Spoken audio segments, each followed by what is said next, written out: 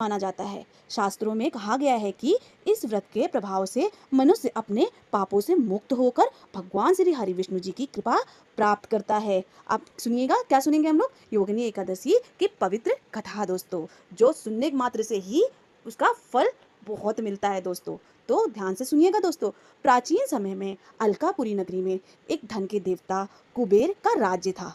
कुबेर भगवान शिव के परम भक्त थे। उनके यहाँ हेम माली नाम का एक माली सेवा करता था। ठीक है, उसका कार्य प्रतिदिन मानसरोवर से सुगंधित पुष्प लाकर, सुंदर सुंदर पुष्प लाकर भगवान शिव की पूजा के लिए अर्पित करना था। ठीक है दोस्तों, हेमा माली की जो पत्नी थी उसका नाम विशालाक्षी था। वह अपनी पत्नी से अत्यधिक प्रेम करता था।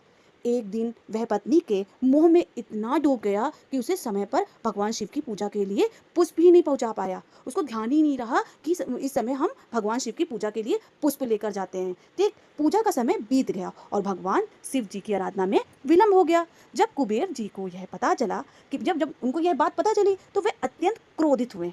उन्होंने हेममाली को बुलाकर उसके अपराधों के लिए उसे कुष्ठ रोग का शाप दे दिया और अलकापुरी जो जहाँ पे वो रहते थे वहां से उसको उनको निकाल दिया। ठीक है, शाप के कारण हेमा माली को शरीर रोगग्रस्त हो गया। उनका जो शरीर था उनका रोगग्रस्त हो गया। वे जंगलों और पर्वतों में भटकते रहे। ठीक है, उसके कष्ट सहने के बाद एक दिन उसकी महान तपस्या, यानी कि हेम माली की महान तपस्या, तपस्वी जो बहुत तपस्या करते हैं, महर्षि मार्कंड से हुई मुलाकात। ठीक है दोस्तों, महर्षि ने उससे दुखद स्थिति का कारण पूछा, क्योंकि उसको देख के उनको अत्यंत अंदर से दुख हो रहा था कि इसको क्या हो गया।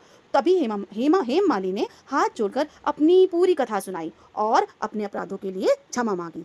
ठीक है, उनसे क्षमा मांगी महर्षि से। महर्षि मार्कंड को उस पर दया आई। उन्होंने कहा, यदि तुम आषाढ़ कृष्ण पक्ष की योगिनी एकादशी का व्रत श्रद्धा और नियम पूर्वक करोगे तो तुम्हारे सभी पाप नष्ट हो जाएंगे और तुम्हें रोग से मुक्ति मिल जाएगी। हेम माली ने ऋषि के बताए अनुसार पूरी पूरी श्रद्धा से योगिनी एकादशी का व्रत किया, भगवान श्री हरि विष्णु की पूजा की और द्वादशी के दिन विधि पूर्वक पारण किया। भगवान विष्णु जी की कृपा से उसको कुष्ठ, जो उसको रोग हो गया था शाप से कुबेर जी के, उसे वो रोग समाप्त हो गया। उसे अपनी इस व्रत के बाद सुंदर शरीर वापस मिल गया और वो पुनः अलकापुरी लौटकर सुख पूर्वक जीवन बिताने लगा।